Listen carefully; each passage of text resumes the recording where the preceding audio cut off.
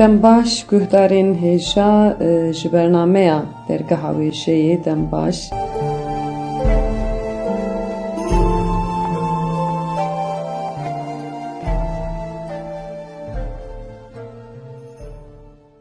Ji bernameya dergeha wêjeyê dem baş guhdarên hêja ez Roza Metîna. Di vê bernameyê de jî ez ê balê bikişînim ser hem jiyana Şêx Şemseddîn Exlatî heman demê de jî hinek helbestê wê ez ê ji we re bixwînim.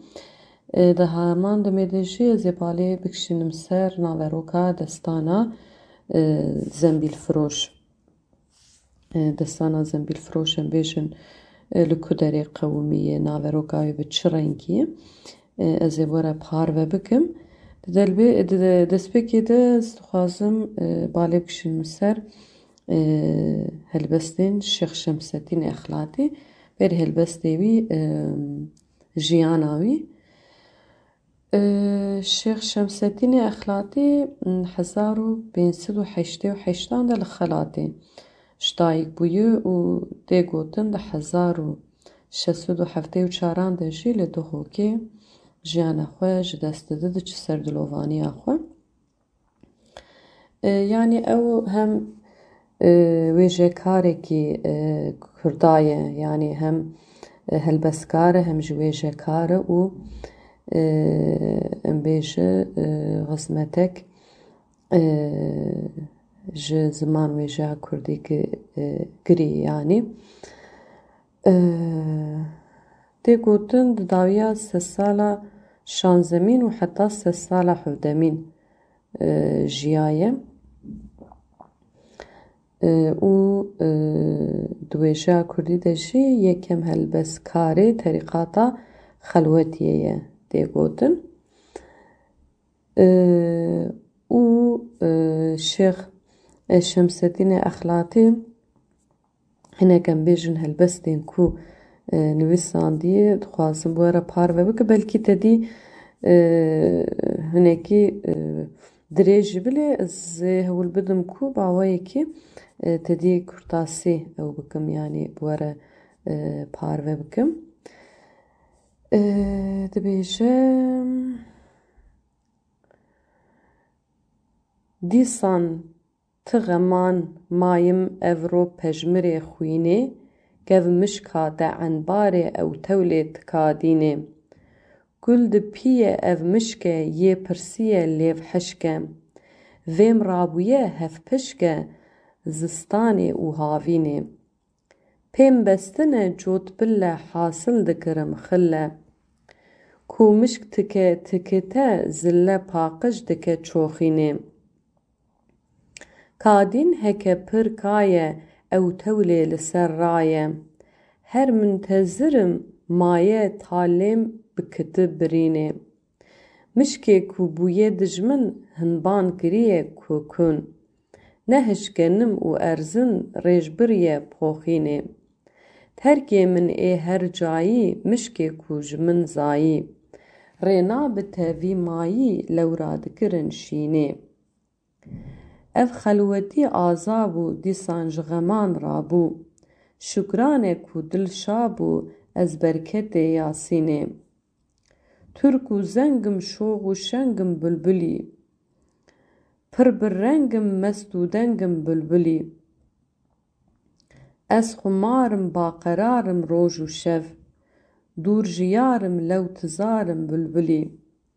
Sirc û findim mest û rindim daîma.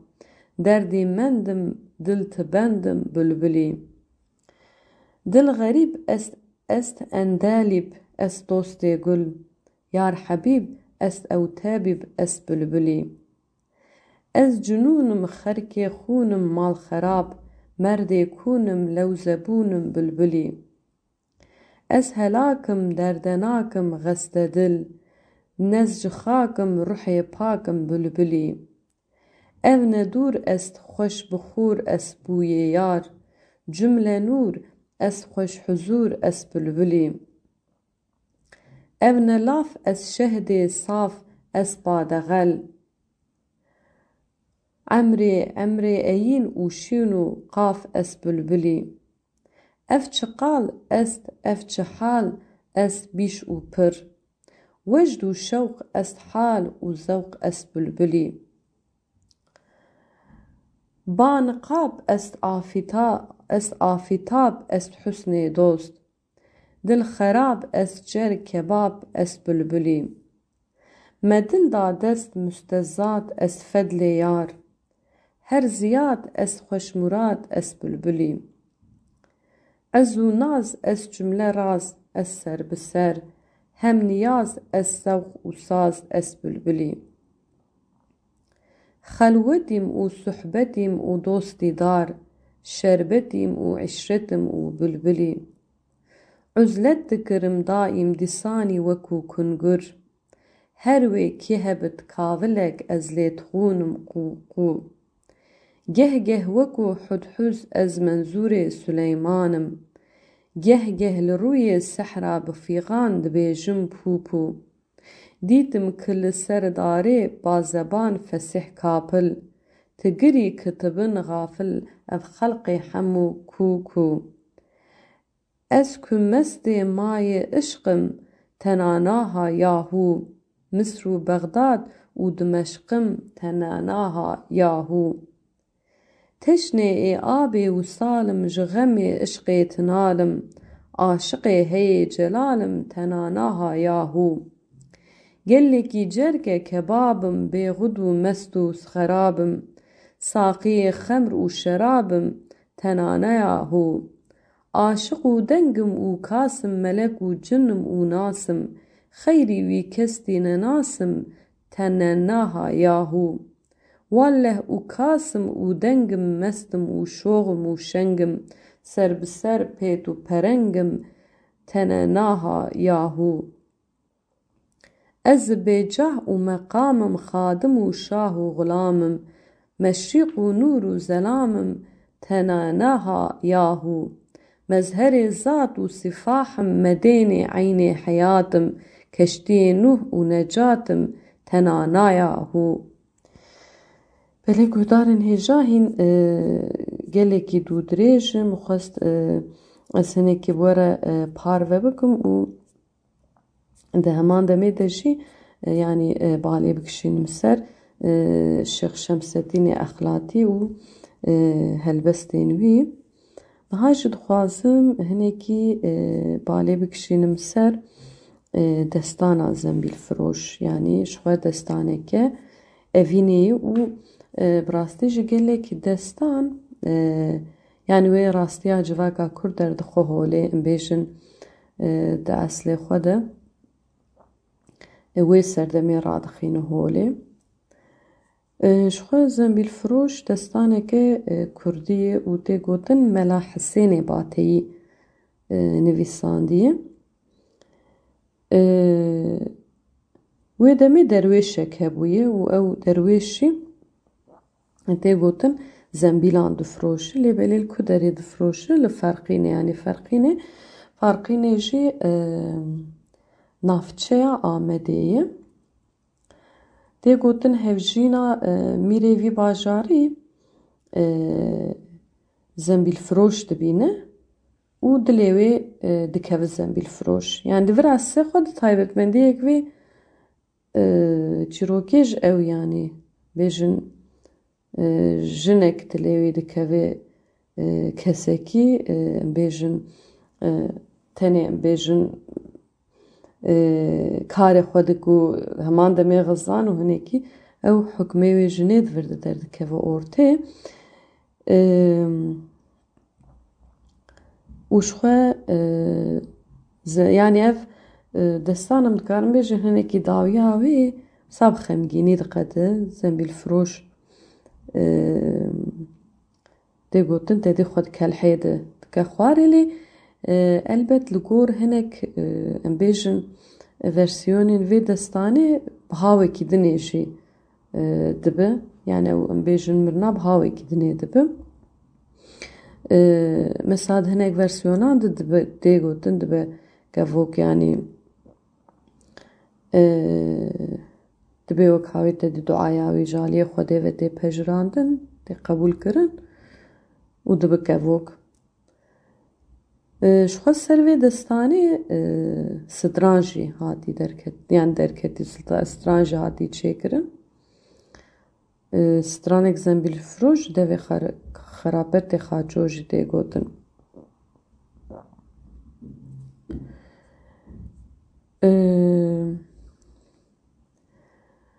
Yani em dikarin bêjin zembîlfiroş yek ji destana Kurda ya ku em bêjin herî zêde tê zanîne. Mesela hinek destanê me heye ê ku wenî ber bi çav û tê naskirin. Wekî Xecê û Siyabend, wekî em bêjin Mem û Zîn. Destana Şahmeran jî tê naskirin. Zembîlfiroş jî yek ji vanayê yani ji va destanayê ku tê naskirin.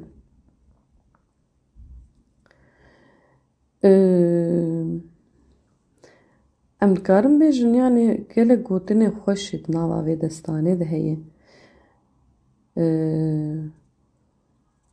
û astahestê xwe divir di wê taybetmendî û girîngiya ziman jê derdixwe. Tê gotin ew eşq û evîna di destana zembîlfiroş de yani eşqeke yekalî ye û bi mirinê xelas dibin.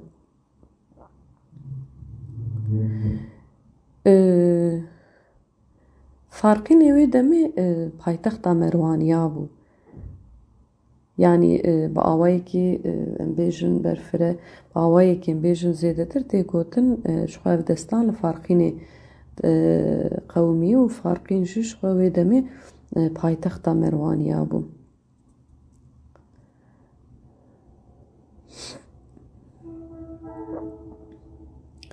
Yani zembîlfiroş tê gotin wekî ewekî yani wekî em bêjin yekî qeşeng tê pênasekirin.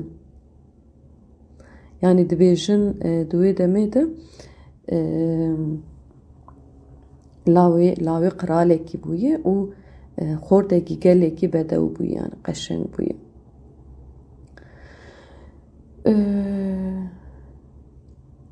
Di destpêkê de yani wekî lawekî qirala jiyana xwe dewam dikir. Yani em bêjin di nava rehetiyê de. û dibê rojekê derdikevin nêçirê. û dibêjin yani ew eşqa Xwedê ketî dilê wî. Yani bi ew eşqa îlahî. û li ser wê eşqa îlahî em bêjin mîna Mecnûn bi çola ketiye.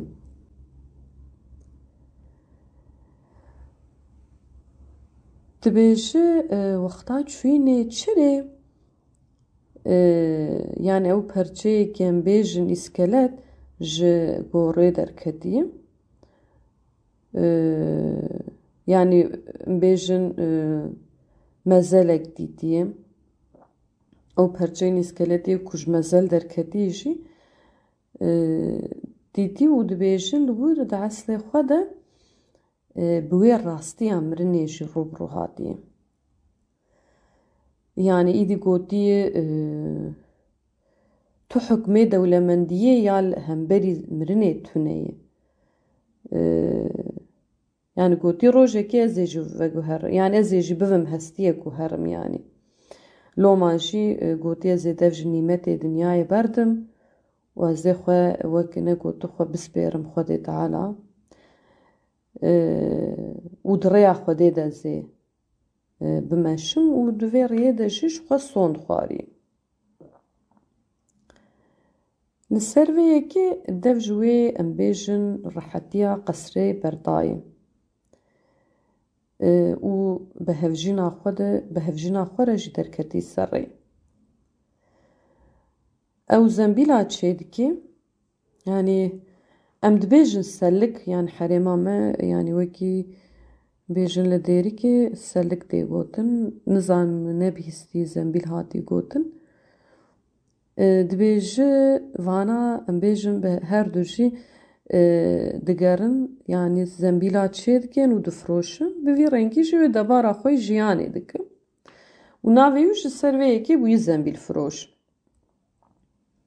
يعني وەکی ئەم بێژن ژیانێکە کۆچبەریێ دژیان یعنی بە هەڤژینا خۆ و بگەدێ خوەرە وەک نەگوکۆنێ وان سەر پشتاوان و بە کنجێن سەر خۆ ئێکگەڤ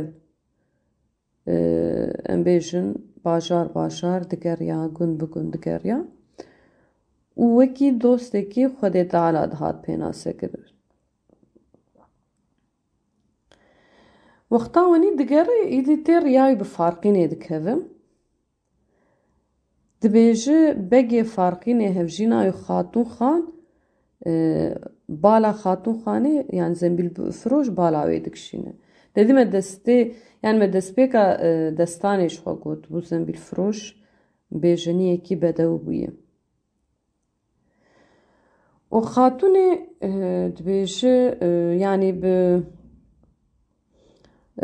دبێ بە بەهانەیە ئەوێ سەلکا بکەرە باوی با زەمبیل فرۆش قەسرێ دکم لور خاتونێ دلبەر ینی dilê xatûnê dikev zembîl firoş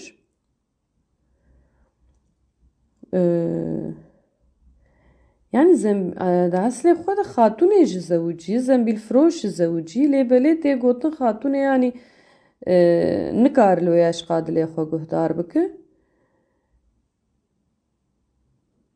û mesela ev eşqa jî bi van gotina jaliyekî ji hatiyê ziman dibê zembîl firoş zembîla tîne dikan bi dikan digerîne hiş li xatûnê namîne serî li zeman digerîne gazî dike ku bibîne were ser doşega mîre li te helal herama mîre bidime te zulfî harîre çavê min ê xezalane sînga min wek zozanane bejna min wek rihane çiqa bêjî hêjane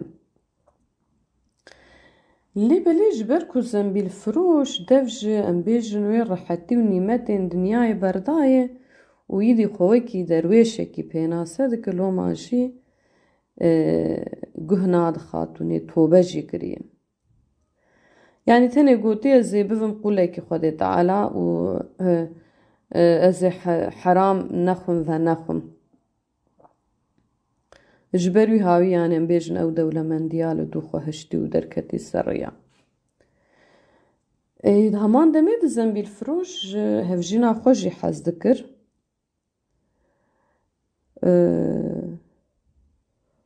û yani ew bersivê nade wê eşqa xatûnê dibêje xatûnê tobe darim delalê tobe darim dibê zarok birçîne li malin ji Rebbê jorî nikarim yani bi van gotinana zembîl firoş wê eşq û evîna xatûnê qebûl nakim lêbelê yani hevjîna begê farqînê xatûn vê bersivê qebûl nakin napejirînim yani pir dilê wê pir di zembîl firoş de yani dilê wê ketiye û eşq û evîneke mezin pê girê daye ew çer dike çer nake hewl dide ku bêjim bi zembîl firoş re şa bibe bêgel wî zembîl firoş ser vê israra wê direve lê belê ev jî fêde nake û xatûnê jî dev jêber nadin dawiyê rojekê xatûnê hîn dibe ka hela zembîl firoş kîja konî de ye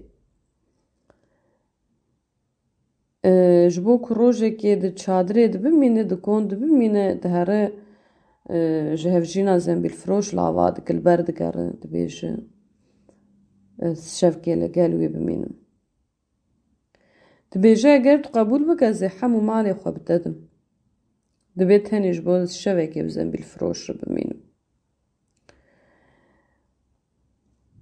li ser vê israra zêde hevjîna zembîl firoş radihêl gedê xwe û dihere xatûnê jî kincê hevjîna zembîl firoş xwe dike û dikeve nav levînê wî Dikev nav li vînê û li hêviya zembîl firoş dimînim. Wexta tarî dikeve erdê îdî zembîl firoş zembîlên xwe tê vedigerikon piştî ku em bêjin wa zembîlê xwe difiroşe şûnde. Lê bele ew nizane xatunê di nav li vînê wî de ye û ji dikev nav li vîna xwe dirêj dikin. Lêberî vir tişkî balkêşeyê ça li wir wexta dikeve nav li vîna ji tiştekê fehm dike ku xatunê nehev jî nawî ye. Wêya jî ji xalxala nigê xatunê fehm dike. Xalxalek zîv di nigê xatunê de ye û ji wê xalxalê fehm dike ku xatunê yanî nehev jî nawî ye û çawa ji xwe vêya fehm dike ji gond direve. Îde piştî wê em bêjin yanî dawiya vê destanê çer dibe li gor herêma diguherin. Lê belê di her bêjin ravekirinê de jî encamê de mirinek heye. Mesela hinek dibêje zembîlfiroş fehm dike ji xatunê rizgar nabe. Dihere xwe ji ser bircê qesrê davîje, xwe dikuje. Ey li gor em bêjin ravekirineke din piştî vêya yanî neçar dimînim û ji Xwedê lava dike li ber Xwedê digere divê vî canê min bistînim. Ji aliyekî jî dibêje zembîlfiroş dema ku dimire dibe xatunê jî xatuna ku li dû wî dihere dibe ew jî dua dike dibêje min jî bikuje û her du dimirin. Yani em dikarin bêjin dawiya vê destanê ji wek hinek destana ew yanî bi xemgîniyê diqede. Yani ew jî wek mesela mem û zîn di mem û zîn çawa her du tedî bi destê ve ku ewan her du jî dimirin. Yani ew nabin nagêjin hev.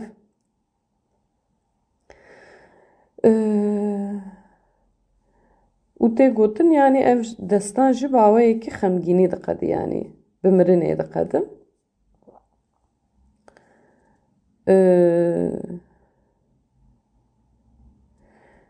Em dikarin bêjin bi rastî jî destana zembîlfiroş bi rastî jî ew em bêjin ev çîroka vê eşqê ne tenê li Farqînê yani li gelek ciyên Kurdistanê di devê gel de ye yani di devê gelê Kurd de ye û ji xwe destanên Kurdî bandoreke mezin hem li ser zimanê Kurdî kirî hem li ser em bêjin civakê kiriye û di heman demê de jî bandorek mezin li ser binhişiya civakê kirî. Em dikarin bêjin yanî wekî hafzayekê ye. Yani hafzayeke civakî. Belê xwest ez bi kurtasî balê bikişînim ser destana zembîlfiroşî lê hîn dema me hey loma ez dixwazim di vir de hinekî balê bikişînim ser jiyana Hecî Qadirê Koyî jî. Bi kurtasî hinekî behsa jiyana wî bikim û çend heb helbestê wî ji bo we re parve bikim. Hecî Qadirê Koyî 1816 û 1997 li Stenbolê jiyana xwe ji dest daye li Koyê ji dayîk bûye. Tê gotin yanî helbestkarekî em bêjin netewperwerê jî. û wekî em bêjin Ehmedê Xaniyê duyem jî tê navkirin. Di 1816 de li gundê Qorqereç bû dikeve başûrê Rojavayê bajûrê koyê ji wir ji dayîk dibin. Navê wî Qadir yan jî Evdilqadirê kurê Mela Salih kurê Mela Ehmedê gewre ye. Hecî Qadir hec nekiriye ango neçûye hecê ji ber ku di meha heciyan de ji dayîk bûye hê ji biçûkanî jê re digotin Hecî Qadir. Hîn di zarokatiya xwe de bavê wî diçe ser dilovaniya xwe û di hevsaliya wî de jî dayîka wî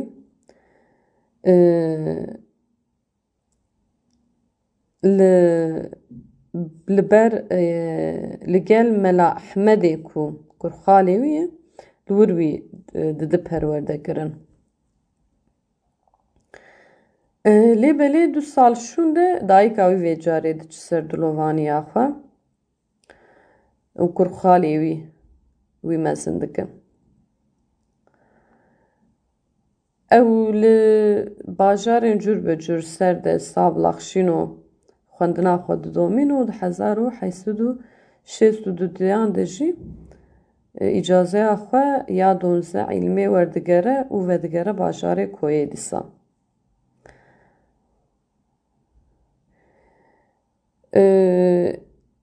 Yani ew jî mesela wekî Ehmedê Xanî yani hinekî ew derd û kulê gel dîne ziman. Em bêjin ew şîr û qesîdeyên wî ji li ser gel û welatin wiha tê gotin. Tê gotin hinek helbestên Hecî Qadir di 1925 de li Bexdayê di bin navê Komele Şîrên Hecî Qadirê Koyî de hatine çapkirin. Di wê komelê de jî yani ew serhatiyên hecî jî hatiye gotin.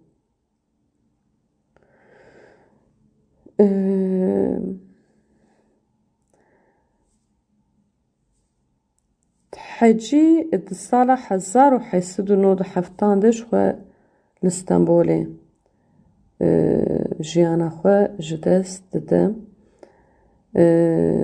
Tê gotin dibe ku li Sûkudarê di goristana Qerece Ehmed de veşartî. Di heman demê de jî hinek helbestên Hecî Qadirê Koyî ez ji bi we re parve bikim.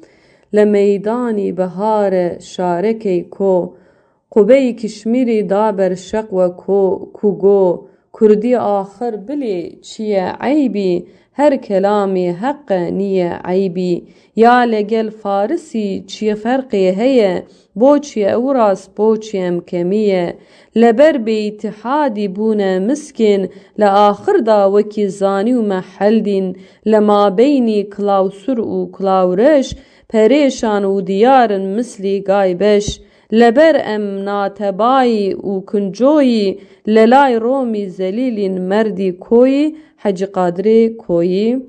Belê guhdarên hêja satim dawiya bernameya xwe di vê bernamê de jî me behsa hem Hecî Qadirê Koyî hem destana Zembîlfiroş di heman demê de jî jiyana Şêx Şemseddînê Exlatî û helbestê wî me balkişan ser heta demek dinê bimînin di xêr û xweşiyê de.